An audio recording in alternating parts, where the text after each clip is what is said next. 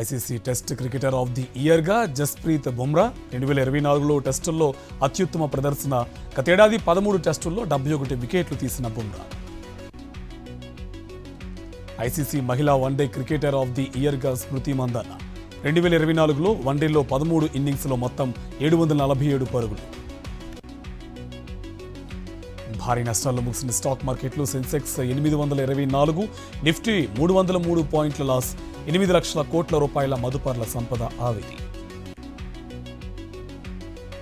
వక్ఫ్ సవరణ బిల్లుకు జేపీసీ ఆమోదం. ఈ నెల 31న లోక్సభకు తుది నివేదిక. రఘురామకృష్ణరాజు పిటిషన్పై సుప్రీంకోర్టు అసహనం. జగన్ బెయిల్ రద్దు చేయాల్సిన అవసరం లేదని స్పష్టం. ఎందరో బీజేపీ నేతలను చంపిన వ్యక్తుల్లో గద్దర్ ఒకరు. బరాబార్ గద్దర్కు పద్మ అవార్డు ఇవ్వమన్న బండి సంజయ్. పార్వతీపురం మన్యం జిల్లా మాజీ ఎమ్మెల్సీ ద్వారపురెడ్డి జగదీష్కు మాతృవియోగం. పరామర్శించిన వైఎస్ఆర్సీపీ నేతలు. నెల్లూరు జిల్లా ఉదయగిరిలో టీడీపీ ఎమ్మెల్యే కాకర్ల సురేష్ అనుచరుడి నిరసన. పార్టీని నమ్ముకున్న వ్యక్తులకు మొండు చేయి మిగులుతుందని మట్ల లక్ష్మయ్య ఆవేదన. నారాయణ కాలేజీలో విద్యార్థి చరణ్ ఆత్మహత్యకు నిరసనగా కలెక్టరేట్ వద్ద ధర్నా. ఫీజు ఒత్తిడి కారణంగానే సూసైడ్ చేసుకున్నాడన్న ఐక్య విద్యార్థి సంఘాల నాయకులు. అల్లూరు జిల్లా రంపచోడవరం ఐటీడీఏ వద్ద ఏపీ వెలుగు వివోఏ ఉద్యోగుల సామూహిక దీక్షలు. 9 నెలల బకాయిలు వెంటనే చెల్లించాలని డిమాండ్. సిపిఎం మహాసభలో స్టీల్ ప్లాంట్ ప్రైవేటీకరణకు వ్యతిరేకంగా తీర్మానం చేస్తాం. బస్సు యాత్రలు నిర్వహించి ప్రభుత్వాల తీరును ఎండగడతామన్న జగ్గునాయక్.